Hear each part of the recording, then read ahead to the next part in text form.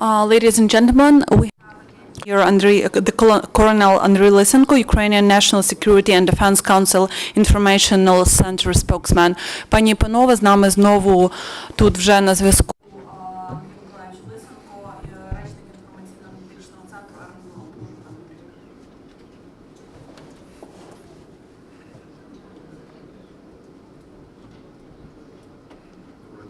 Good afternoon, dear colleagues. As to the situation in the area of ATO and with a shot-down Boeing 777, after the arrival to Kharkiv, bodies of the victims planted to place in refrigerators on the territory of Malyshev factory. Now they prepared a place to investigate bodies registration and to put them into to prepare them for funeral. There are places for work and for documents, and also by forensic group, by border guards and the customs office. Then in міста Харкова для відправлення їх. Then they will be sent to the Netherlands after they will be placed in tombs. And to reload, there is a special group of from the Ministry of Emergency. 100 people, 150 people will work on that. As to the cargo and flight from Kharkiv to the Netherlands, all those details are solved. And now they are working on the containers with bodies of the victims, and they use special equipment. Interscope, and according to the requirement of the Netherlands. Today, the President Poroshenko discussed the issue of investigation of the terroristic act against the passengers of MH17, and also situation in Donetsk and Luhansk regions of Ukraine, together with the Minister of Finland, Alexander Stubb. The President thanked the Prime Minister of Finland for special attention, because the tragedy with the plane MH17 is not only a Ukrainian issue, it's a subject of global security. He also informed that against terror, against the resistance of terrorists, Ukrainian professionals were able to get out of bodies from the place of tragedy and site, and they will be transported to the Netherlands for identification and for all the necessary procedures. At the same time, President Poroshenko told, despite the tragedy and understanding that it was done by terrorists, until now, the supply of weapons and militants, gunmen through Russian border was not stopped. The President Poroshenko underlined that the effort should be focused on stopping the support and supplies from Russia to terrorists, and he hopes that the international world will provide the support. Today, Ukrainian forces liberated from terrorist Severodonetsk in Luhansk region. There is a Ukrainian flag over the city. During the operation, they liberated for hostages and who were there for a month. At one site, they found two bodies of two citizens who were killed by terrorists when they were leaving the city. In Severodonetsk, ATO forces they examine roads and buildings for mines.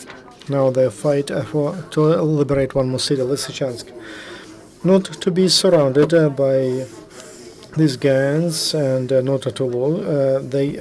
Militants leave the city quick. They continue to strike. Russia continues strikes against our forces near Dmitrivka and Marinivka, and the attacks of gunmen was stopped. The Russians concentrate their troops on the border near Petrivka in Luhansk region, 200 meters from the border line, and on the territory of Russian Federation there were 3 armed personnel vehicles and about 40 Russian militaries. Near on the border crossing Vovchansk, border guards noticed a guard system 200 meters from the border with Ukraine. I will explain that when it's ready, state it's when it is prepared to fire. In the morning, we told you that the mine bridges near Severodonetsk, one of the bridges between Severodonetsk and Rubizhne was exploded. Yesterday in Luhansk, terrorists kidnapped 9 students, citizens of Nigeria. Russian gunmen, they hold foreigners in SBU buildings. Relatives wanted to speak to a Nigerian embassy in Ukraine in order to liberate hostages.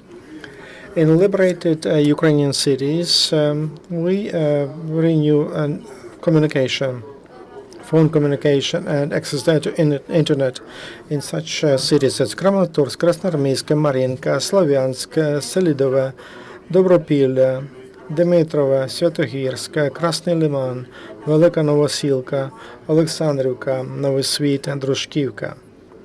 Also, we put back international and intercity phone communication in Orlovka and Dobropil and Alexandrivka. Today, security services arrested a group of infiltrators of 5 people who were preparing terrorist acts on the territory of Odessa region. In the arsenal, they found self-made explosive devices, and which Russian gunmen were planning to use, mercenary were planning to use the place where there are a lot of people. They exploded several banks in Odessa, and they were planning to explode offices of military enlistment offices. We prepared a photo presentation of some Russian weapons. Ukrainian. We collect all the information about the support of Russian Federation to terrorists, gangs, and they supply not only weapons, they also train them, mercenaries, and they guide actions or steps of gunmen. In eastern regions of Ukraine, military got several hundreds of different units of weapons, and the whole arsenals of Russian weapons were found in different places, which were used as storages in some churches, in schools, and hospitals. Documents in those boxes. That's one more evidence that it was produced in Russia, and it was brought to Ukraine for these terrorists. Militants or gunmen, they don't even hide that all that weapons they received from Russian Federation. They're not hiding that fact. We have some pictures of how Russia participates in terrorist activity in the east of Ukraine. Now, here's a Russian tank, T-64 BV, which is not which Ukrainian forces don't have. Ukrainian armed forces don't have. It was arrested during the attack of terrorists in Artemivsk, during the attack of gunmen. This is BTR-80, also produced and made in Russia. Here's a document, maintenance document for that, and there is a stamp of Russian Federation. And also, here it says that this product it was issued to exploitation and for military use. This is infantry armed vehicle which was destroyed by Ukrainian troops, and before it got involved into a battle. This is a drone which is without any sign, but we found a parachute in it, which has an address Moscow, as you see, and the phone of the company which produced that drone. Here it's anti-tank Grand Launch SPG-9 Copier. And during the battle in Metal East, We found 5 of such grenade launchers, anti-tank grenade launchers, and also grenades for them. Here you see it's a handheld mortar Shmel. It says "From Russia with love." Here's an instruction how to use it. Here's the address of that mortar. Here, here's shells for that mortar. Yeah, mines which I used also. This is for subgun machine and for sub-automatic guns and for automatic guns and packet, and also the document for that arsenal for mercenaries. Here it is a portable anti-aircraft system, Pazirka. These are grenade launchers, and there are many of them. We found many of them, and also shells, all made in Russia. 545. That is for Kalashnikov, and documentation, all the documents. All those photo materials, you can take them after the presentation. You can. It's easy. It's I have it on the memory, flash memory. Here's also for cartridges for automatic gun, all produced in Russia, made in Russia. Helmet Russian made in Russia, and also with certain signs inside. It's also grenades for anti-tank grenade launchers, and also a supply and document. Mines that are used by terrorists, and they receive them from Russian Federation. This is a bridge which a Russian military man built to ship. This is a picture when they were building this bridge to ship weapons from Russia to the territory of Ukraine. Here's a storage. The storage was in Slavyansk with radio and communication equipment, also made in Russia. These are food.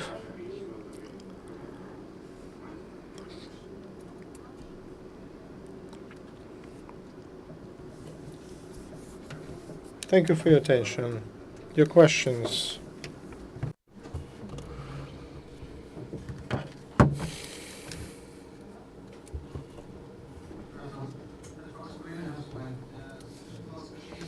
Is there information about Aidar battalion that a few days ago they were imprisoned and then they went out of there? And are there any information? Is there any information about losses?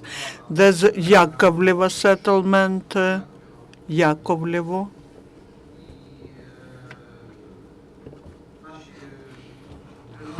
And our sources say that there were militants and that the missiles were launched at them. Do you have any information about how many of them were killed? If that is the information of today, then we give the results of this day next day. Tomorrow we will give you the results of today, because now there are battles going on in this place and in others. Wait for tomorrow's briefing. Talking about Aidar, there was a difficult situation, but they were not imprisoned, captured. There was a difficult situation, but how was it resolved? Are there any people who were killed? Tomorrow we will inform in English.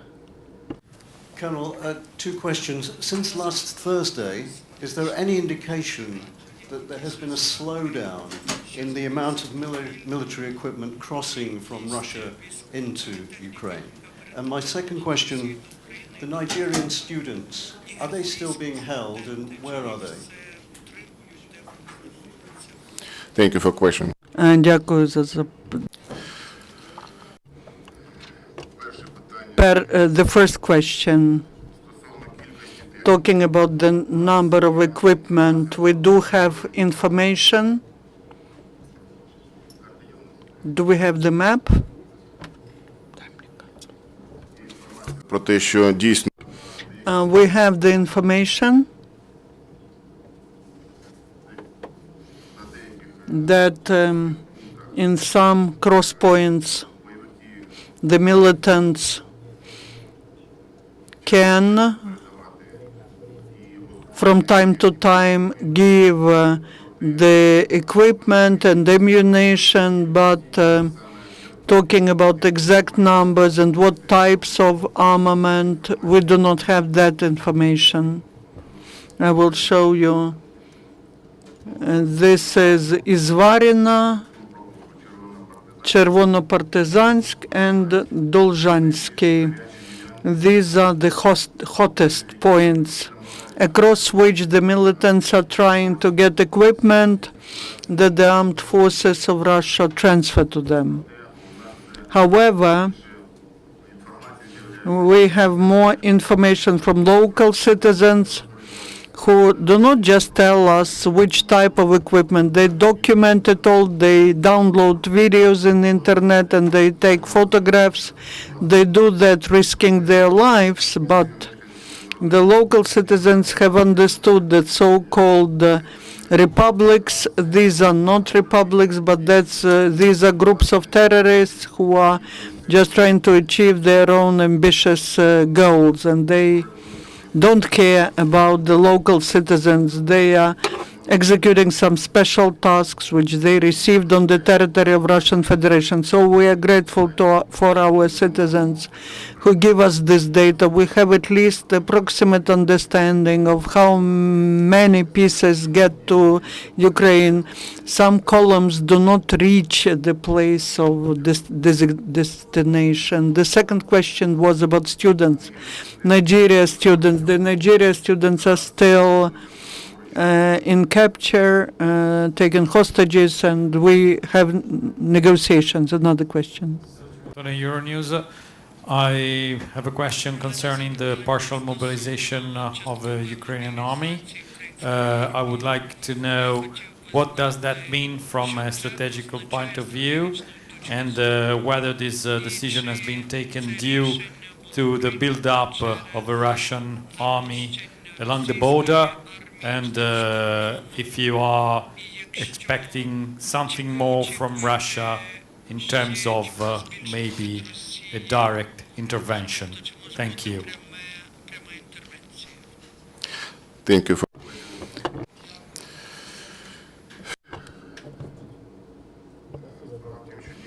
Basically, today the Parliament of Ukraine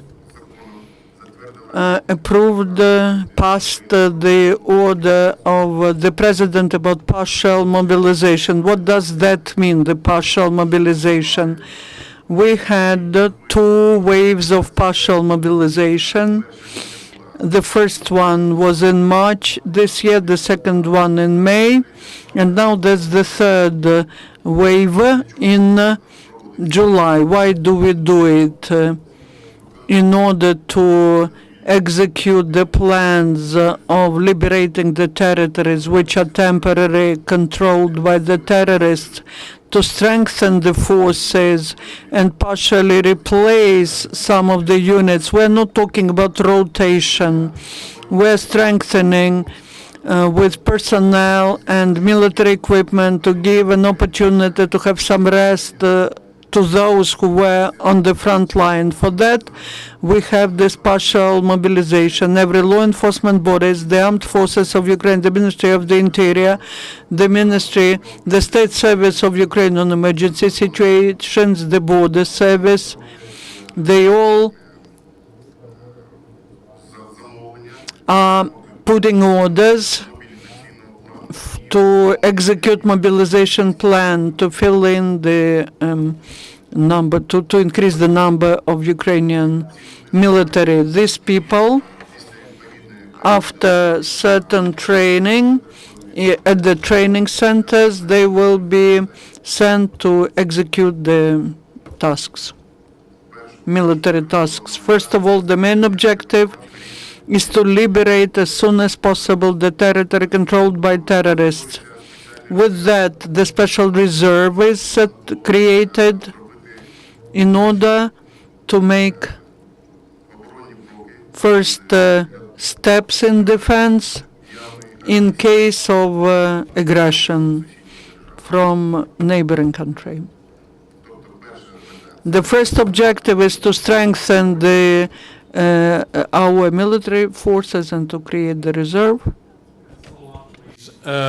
But do you rationally and realistically expect something more from your neighbor or not?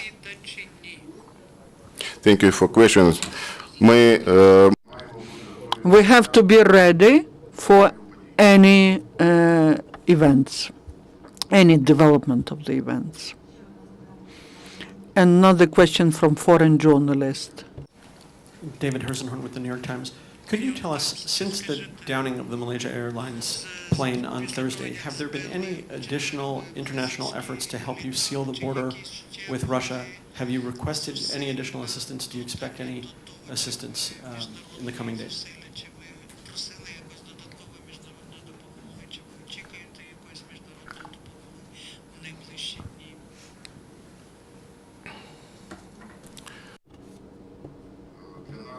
For us, it is important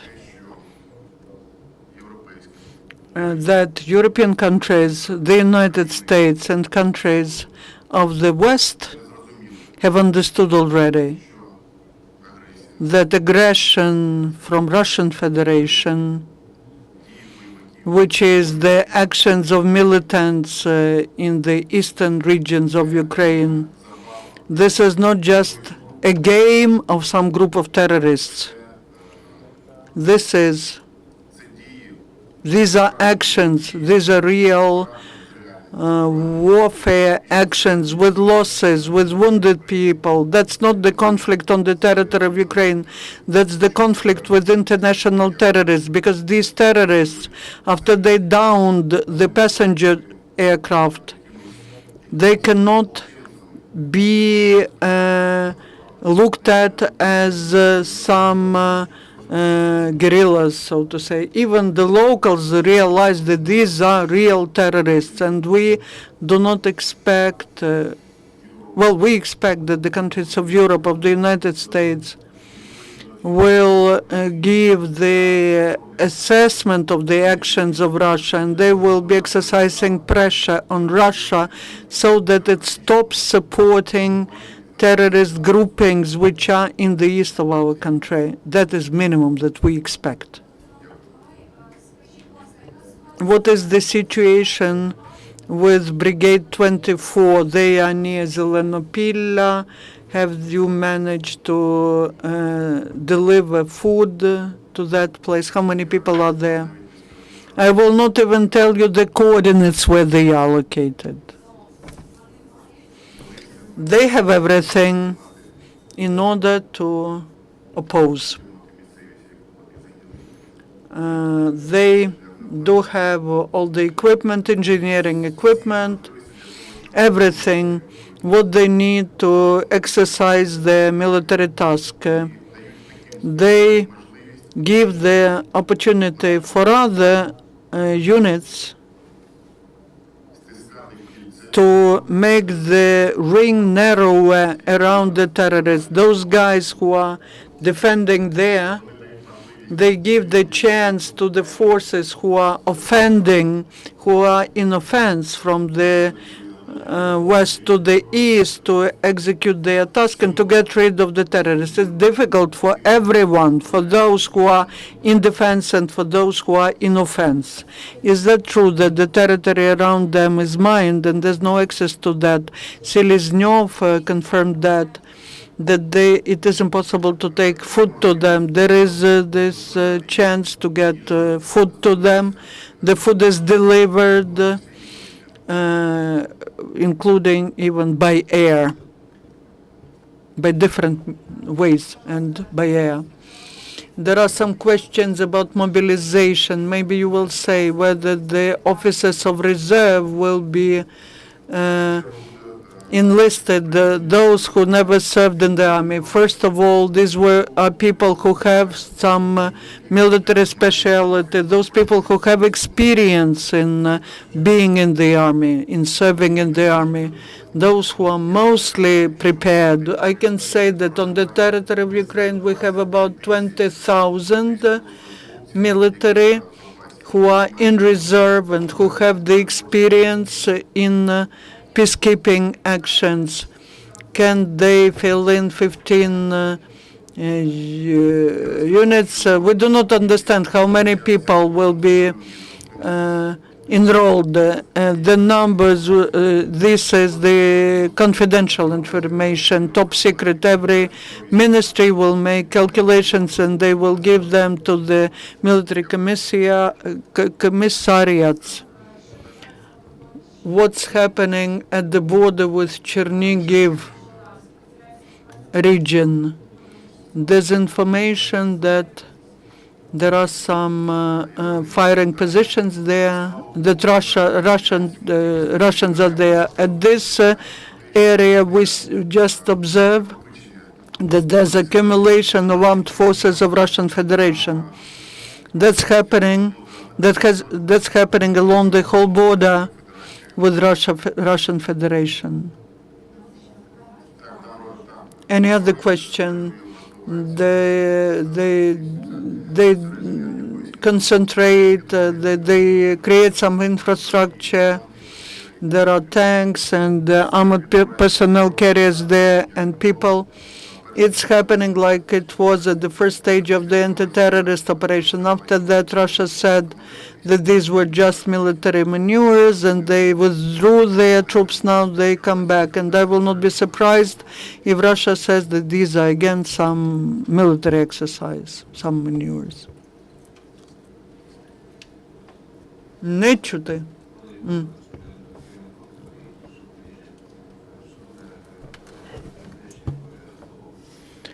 Could you please tell, according to the information from other sources, the border was twice crossed by the helicopters of Russian Air Force, and it was noticed that the activity of intelligence and communication is more active.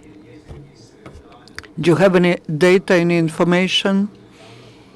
You showed us these communication devices, satellite communication.